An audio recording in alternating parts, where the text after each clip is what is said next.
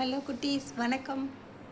இன்றைக்கி ஒரு தெனாலிராமன் கதையில் தெனாலிராமனோட புத்திசாலித்தனத்தை பார்ப்போம்.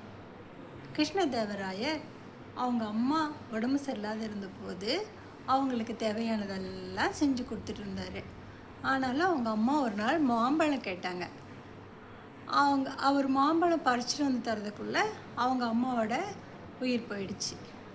அதனால் அவர் ரொம்ப அம்மா கேட்டதெல்லாம் நம்ம வாங்கி கொடுத்தோம், இந்த மாம்பழம் நம்மளால் தர முடியாமல் போயிடுச்சே அப்படின்னு ரொம்ப வருத்தப்பட்டார். உடனே இது ராஜா அரசவை கூடும்போது எல்லாத்துக்கிட்டையும் சொல்லும்போது அந்த ராஜகுரு கொஞ்சம் நல்ல மனசு இல்லாதவர் இல்லையா, அவர் என்ன பண்ணார், ராஜா இதுக்கு ஒரு பரிகாரம் இருக்குது அப்படின்னு சொன்னார்.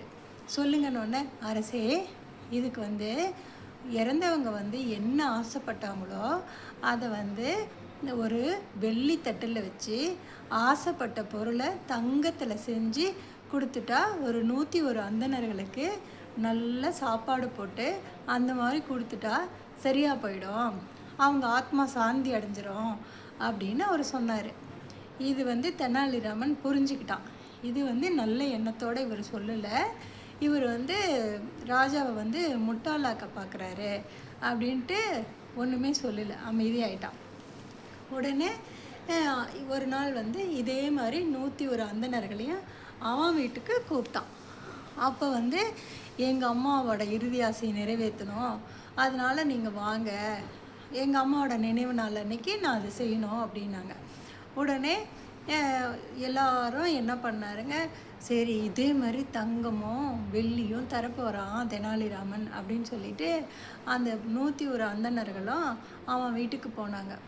இதுக்குள்ளே தெனாலிராமன் என்ன செஞ்சான், அவனோட மனைவி கிட்ட 101 சூட்டுக்கோள் கொடுத்து நல்ல பழுக்க காய வச்சு வைக்க சொல்லிட்டான். அந்த அம்மாவும் எல்லா சூட்டுக்கோளையும் நல்ல பழுக்க அடுப்பில் காய வச்சு வச்சுட்டாங்க. வாங்க அப்படின்னு கூப்பிட்டுட்டு எல்லாத்துக்கும் எங்கள் அம்மாவோட இறுதி ஆசை அப்படின்னு சொல்லிட்டு ஒருத்தராக உள்ளே கூப்பிட்டு ஒருத்தருக்காக நல்லா சூடு போட்டு அனுப்பிச்சிட்டான். உடனே எல்லாரும் ராஜா கிட்ட போய், அரசு தெனாலிராமன் இப்படி எங்களை வர சொல்லி எங்களை இப்படி பண்ணிட்டான் அப்படின்னு சொன்னாங்க. அதுக்கு ராஜா தெனாலிராமன் மேலே கோவமாக, தெனாலிராமனை இங்கே வர சொல்லு, அவனுக்கு தக்க தண்டனை தரேன் நான் அப்படின்னு வர சொன்னார். உடனே தெனாலிராமன் பணிவா, அரசே என்னை மன்னிச்சிடுங்க, நான் எங்கள் அம்மா வலிப்பு நோயால் கஷ்டப்பட்டாங்க, அவங்களுக்கு சூட்டுக்கோளில் சூடு போட்டிருந்தா அவங்களுக்கு உடம்பு சரியாக இருந்திருக்கும், அதனால தான் நான் அப்படி பண்ணினேன். இப்போ உங்கள் அம்மாவுக்கு தங்க மாம்பழத்தில் வெள்ளித்தட்டில் வச்சு தர சொன்னாங்க இல்லையா, அது மாதிரி எங்கள் அம்மாவுக்கு நான் செய்ய முடியாது போனதை நான் எல்லாத்துக்கும் சூடு போட்டேன், என் மேலே தப்பில்லை அப்படின்னு சொன்ன உடனே ராஜா புரிஞ்சுக்கிட்டாரு.